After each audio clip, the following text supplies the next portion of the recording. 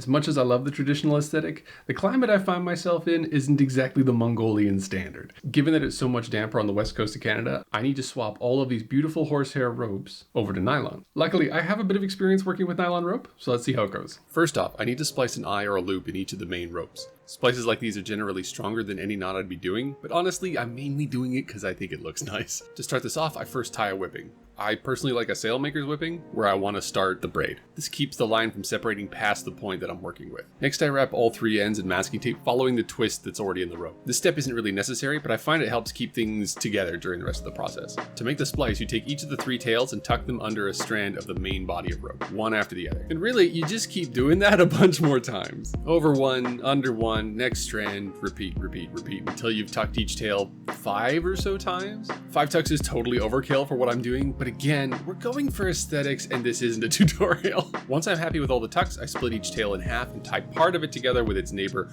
over top of the strand in between them. This makes it very unlikely that the splice will ever backtrack or unravel. Plus, aesthetics. Once everything's tied up, I burn off all the excess and seal off the lines. I picked up a fancy rope cutty heat gun thing since I figured I'd be doing a lot of these, but this isn't necessary to do this kind of work. Hell, I was taught to make these with a blowtorch and a putty knife, so don't let gear discourage you. Pro tip, don't do this indoors. Burnt nylon stinks and I can't imagine the vapors will do you any favors. Once the eye's all finished, I need to walk the line all the way around the outside of the yurt to where it's going to end up and shackle it to the ring mounted on the door. This way I can be sure about the length that I need for each line. With the length cut, I put a sailmaker's whipping on the end of the line to keep it all together. And pretty. And blue. It's the same process for all 3 lines, plus an extra 4th line that I round around the base of the canvas that I like to call the critter line. We have lots of squirrels and mice and such around here, and I'd like to keep them on the outside as much as possible. Now that all the main lines are done, I need to replace the lines attached to the flap on top. I'm planning to splice these right onto the flap itself, so I need to bring the whole thing inside. I'm also going to run the other end of each line to a ring anchored into the frame. Again, not traditional, but the ocean is menacingly close and partial to big ol' wind deliveries.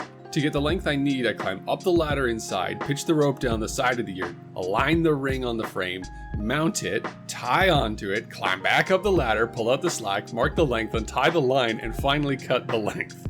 Is this the most efficient way I could have done this? I can't see how it could be. Does this make me pretty confident in the length that I'm using? Hell yeah. Peace of mind's worth a little extra effort, right? Anyway, once I have all my lengths, I can start splicing.